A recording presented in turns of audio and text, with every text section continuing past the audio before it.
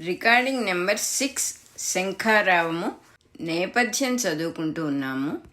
ఇప్పటికి 5000 సంవత్సరములకు పూర్వము భారతదేశమున కురుక్షేత్రపు మైదానమున యావత్ ప్రపంచ మహాసంగ్రామమొకటి జరిగినది. అదే భారత యుద్ధము. దానికి తాత్కాలిక కారణము అన్నదమ్ముల బిడ్డల నడుమ కలిగిన విరోధము. కానీ దానికి వెనుక వ్యక్తుల మనస్సులలోని మంచి చెడ్డల సంఘర్షణ, మానవజాతిలో మరల సంభవించు ధర్మాధర్మముల సంఘర్షణ అను జగత్ కథ ఉన్నది. ధర్మాధర్మముల సంఘర్షణ అను జగత్ కథ ఉన్నది. భౌతిక లోకములోని వ్యక్త సన్నివేశము ప్రతిదానికి సూక్ష్మలోకములలో జరుగు ధర్మాధర్మముల కథ ఒకటి ఉండి తీరును. బుద్ధిమంతుడైన వ్యాస భగవానుడు ఈ అన్ని లోకముల వృత్తాంతములను జరిగిన సన్నివేశములతో సమన్వయించి జయము అను ఇతిహాసమును సృష్టించెను. కానీ శిష్యుడగు వైశంపాయనుడు సర్పయాగ విరమణ శుభ సమయమున వ్యాసుని ఇతిహాసమును తన ప్రవచనమున భారతము అను పేరుతో ఉపబృంహణము చేసెను. దానిని వేదోపబృంహణమైన పవిత్ర పంచమ వేదముగా గ్రహించి ద్రష్టయగు సూతుడు తన వివరణములతో ఉపాఖ్యానములతో మహాభారతముగా విస్తరింపచేసెను. జయమను పేర వ్యాసుడు నాటిన జ్ఞానపు మర్రిగింజ విత్తనము భారత వటవృక్షమై ఊడలు దిగి మహాభారత వృక్షముగా విస్తరించి సంసార తాపార్తులకు ధర్మఛాయనిచ్చి పరిపూర్ణమగు విశ్రాంతిని నేటి వరకు ప్రసాదించుచున్నది. వేదములు సృష్టి సమస్త ధర్మస్వరూపములైనట్టి జీవుల స్వభావములను వాక్కుల ద్వారమున వేద గ్రంథములలోనికి మంత్రరూపములుగా దిగివచ్చినవి. వేదములు సృష్టి సమస్త ధర్మస్వరూపములై జీవుల స్వభావములను వాక్కుల ద్వారమున వేద గ్రంథములలోనికి మంత్రరూపములుగా దిగివచ్చినవి. జీవులు ద్రష్టలై పొందిన బంధ విమోచన రూపమైన ఆనందానుభూతియే వేదసారమైన ఉపనిషత్తులుగా పుష్పించినది. సృష్టి కథలో జరుగుచున్న జీవుల కథలే అర్ధవాదములుగా పురాణేతిహాసములు అవతరించినవి. కనుక వేదము, ఉపనిషత్తు, పురాణము అను భారతీయ సంప్రదాయమునకు విత్తనము, పుష్పము, వృక్షము అనువాని నడుమగల విశ్వజనీనమైన శాశ్వత సంబంధమున్నది. ఈ వాంగ్మయము లేనినాడు మానవులు కేవలము జీవులుగా మిగిలిపోయేడివారు. ఈ మొత్తమును దర్శనము చేసిన వ్యాస మహర్షి స్వయముగా నారాయణుని అంశ అనుటలో తప్పేమీ లేదు. సంఘర్షణము జీవుల పరిణామ కథలో ఒక ఘట్టము. పరిణామక్రమమున మానవునకు బాహ్య ప్రపంచము నిమిత్తముగా తన లోపలి లోకములలో మథనము జరుగును. కాలక్రమమున ఈ మథనము నుండి వివేకము అను వెన్న వెలికి వచ్చుచుండును. ఇది సామూహికముగా జరుగక వ్యక్తిగతముగా జరుగును. కనుక శాశ్వతముగా జరుగుచునే ఉండును. అనగా ఎప్పుడునూ ఒక్కొక్కనిలో ఒక్కొక్క స్థితి చొప్పున అందరిలోనూ అన్ని స్థితులను జరుగుచునే ఉండును.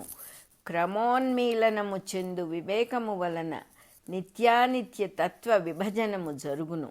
ఇది జరిగిన వారికిని జరుగనున్న వారికిని నడుమ భావ సంఘర్షణము జరుగుచుండును. ఇది కార్యరూపమున వ్యక్తమగుటయే యుద్ధము. మహాగ్రంథమునందలి అక్షరముల వలె ధర్మ సంఘర్షణకు జీవుల శరీరములు అనిత్యములైన నిమిత్త కారణములగుచుండును. అక్షరముల పఠనము జరిగిపోవుచున్న కొలదియు వాని వినియోగము దాటిపోవుచుండుటయు గ్రంథములోని మహార్థము స్థిరపడుచుండుటయు తప్పదు. అట్లే ధర్మాధర్మ సంఘర్షణమను జగత్కథలలో వ్యక్తుల శరీరములు చనిపోవుట, శాశ్వతపు విలువలు మరల స్థిరపడుచుండుట జరుగుచుండును. తప్పనిసరి అయిన ఈ పదమునందు అల్పదృష్టికి మృత్యువు, క్రాంతదృష్టికి అమృతత్వము గోచరించును. ఈ మహార్థమే ఈ మహార్థమే భారత యుద్ధ సందర్భమున వ్యాస మహర్షి చే స్థాపింపబడినది. ఇట్టి యుద్ధ సన్నివేశమును ఎదుర్కొను సమర్థతను కలుగజేసి తద్గతమైన విఘ్నములను పారద్రోలుటకొక ఉపదేశము నరునికి ఆవశ్యకమై ఉన్నది. అది ఏ భగవద్గీత. యుద్ధ భూమిలో రెండు సైన్యముల నడుమ రథముపై అర్జునునకు శ్రీకృష్ణ భగవానుడు గీతోపదేశము చేసెను. భౌతిక సమస్యలకు వ్యక్తిగత పరిష్కారము మృత్యువు. శరీరము చనిపోయినప్పుడు దానిని ధరించిన జీవి చనిపోడు అను సత్యమును గ్రహించిన వానికి మృత్యువు ఒక నూతన కథారంభముగా పనిచేయును. మృత్యువు ఒక సర్వసామాన్య సన్నివేశముగా గ్రహింపగల వారికే ఈ అవకాశం ఉండును. అట్లు గ్రహింపగలుగుటకు యుద్ధ భూమిని మించిన సదవకాశము లేదు. చదువు, అధికారము, సంపద, అహంకారము, నాగరికత ఎంత ఆర్జించినను మృత్యువును నిశ్చలముగా ఎదుర్కొనుటకు కావలసిన నైపుణి చేతికి చిక్కదు. యుద్ధ భూమిలో నిలబడిన వానికి ఈ నైపుణి ఏ పాండిత్యము లేకయే కరతలామలక మగుచున్నది. ఈ అంశమును నిర్దేశించుటకే శ్రీకృష్ణుడు అర్జునునకు గీతోపదేశము చేయుటకు యుద్ధరంగమును ఉపదేశ క్షేత్రముగా స్వీకరించినాడు. భగవద్గీతను పఠన ప్రవచన పారాయణములు చేసిన వారిలోనూ వ్యాఖ్యానములు వ్రాసిన వారిలోనూ ఎవ్వరికి అర్జునుని ఉపదేశము వంటి ఉపదేశము పొందుట సాధ్యము కాదు. ధృతరాష్ట్రునకు భగవద్గీతానుభూతిని వినిపించిన సంజయుడే ఈ అంశమును అంగీకరించినాడు.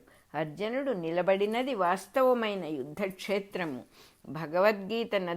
భగవద్గీత నధ్యయన వ్యాఖ్యానాదులు చేయువారు నిలబడినదో కూర్చుండినదో ప్రాణభీతి లేని చక్కని వాతావరణము. అయినను కంటి చూపును బట్టి వెలుగు అనుభవింపబడును గదా. ఎంతటి వారికి అంతటి ఉపదేశము భగవద్గీత వలన జరుగుచున్నది. అందుకొందరికి ద్వైతాద్వైతములు, కొందరికి భక్తి జ్ఞాన కర్మ మార్గములు, భక్తి జ్ఞాన కర్మ మార్గములు, మరికొందరికి వైరాగ్య సన్యాసములు లభించినవి. ఇవన్నీ ఆ ఉపదేశపు వెలుగు నుండి వారి వారి దృష్టిని ఆకర్షించిన కిరణములు. కురుక్షేత్రము మానవునిలో అంతర్లీనములైన శాశ్వత శక్తుల సంఘర్షణలకు బహిర్గతముగా జరిగిన కథయే సంగ్రామముగా పరిణమించును. బాహ్యమైన సన్నివేశము తాత్కాలికము. ఈ తాత్కాలిక శాశ్వత శక్తుల సమన్వయమునే ఇతిహాసము అందురు. ఇతి ప్లస్ హ ప్లస్ ఆస అంటే ఈ విధముగానే జరిగెను సుమా అని ఈ పదమునకు అర్థము. ఇతిహాసము అను పదమునకు ఈ విధముగానే జరిగెను సుమా అని అర్థము. ది స్క్రిప్చర్ ఈజ్ ఫుల్ఫిల్డ్ అను బైబిలులోని వాక్యమునకు కూడా అంతరార్థం ఇదియే.